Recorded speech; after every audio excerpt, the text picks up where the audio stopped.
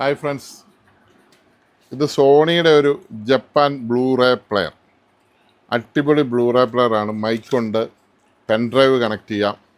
പിന്നെ അതിൻ്റെ ബോർഡൊക്കെ കണ്ടോ, ഇപ്പോഴും തന്നെ നല്ല തിളങ്ങിയല്ലേ ഇരിക്കുന്നത്. വർഷങ്ങൾ പഴക്കമുള്ള ബ്ലൂറേ പ്ലെയറാണ്.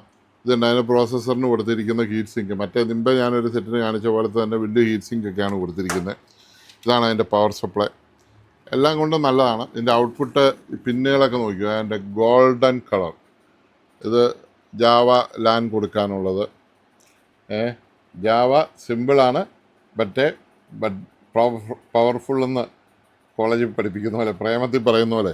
ഇപ്പോൾ സിമ്പിളും അല്ല പവർഫുള്ളും അല്ല ജാവ, എതിലെയോ പോയി. ഇത് കോമ്പോണൻ്റ് ഔട്ട്പുട്ട്. ഇത് SPD ഔട്ട്പുട്ട്. ഒരു കാലത്ത് അറിയാവുന്നവർക്കറിയാം, SPD ഔട്ട്പുട്ട് ഒരു കാലത്തുണ്ടായിരുന്നു.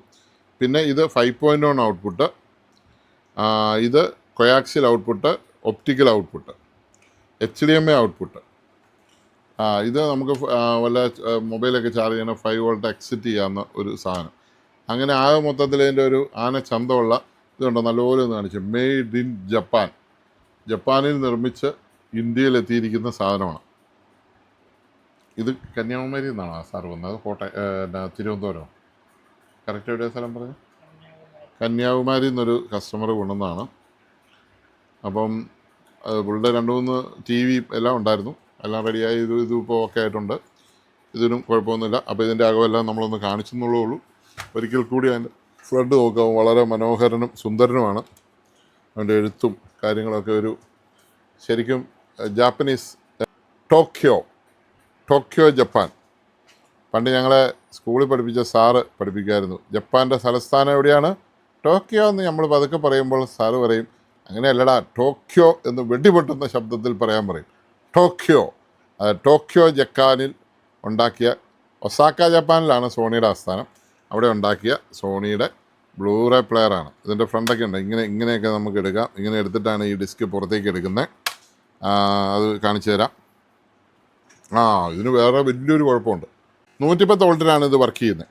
അപ്പോൾ 110ൻ്റെ ഒരു അഡാപ്റ്ററുമാണ്. ഈ അഡാപ്റ്റർ ഉണ്ട്. ഈ അഡാപ്റ്ററിൽ ഇവിടെ കുത്തിയാൽ മാത്രമേ ഈ സെറ്റ് വർക്ക് ചെയ്യത്തുള്ളൂ. ഉണ്ടോ, ഇത് നമുക്ക് 110 ഉള്ളിടത്തും കൊണ്ടേ കുത്താം, 220 ഉള്ളിടത്തും കൊണ്ടേ കുത്താവുന്ന ഒരു പ്രത്യേക അഡാപ്റ്ററാണ്. ഈ അഡാപ്റ്ററിൽ കുത്തിയാലേ ഇത് വർക്ക് ചെയ്യാൻ പാടുള്ളൂ. നേരെ 230 കൊണ്ടേ കൊടുത്തു കഴിഞ്ഞാൽ ഈ സെറ്റ് എപ്പോൾ കത്തിയെന്ന് ചോദിച്ചാൽ മതി. കാരണം ഇതിൻ്റെ പുറകെ 110 വോൾട്ടിനുള്ള സപ്ലൈ മാത്രമല്ല, SMPS ആണ്, സിമ്പിൾ SMPS ആണ്. അപ്പോൾ 110 വോൾട്ടിൻ്റെ സാധനമാണിത്. ഇതുപോലത്തെ ഈ അഡാപ്റ്ററിൽ ഇത് കുത്തിയിട്ട് വേണം ഇതിൽ കുത്താൻ.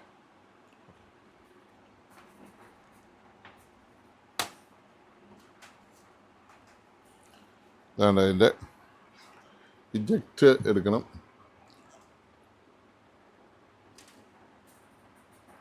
വെയിറ്റ് കഴിഞ്ഞ് പവർ ഓൺ ആക്കിയിട്ട് വേണം ഇജക്റ്റ് എടുക്കാൻ.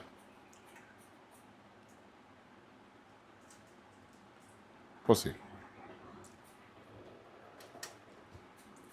വെൽക്കം. ഒരു സെക്കൻഡ്, വെൽക്കം. വെയിറ്റ് പിന്നെ കാണിക്കുന്നു. ലോഡ്. ഇതിനകത്ത് ഡിസ്കില്ല. Open, close. കിട്ടിയില്ല. ഇതാണ് അതിൻ്റെ കണ്ടീഷൻ. ഓക്കെ.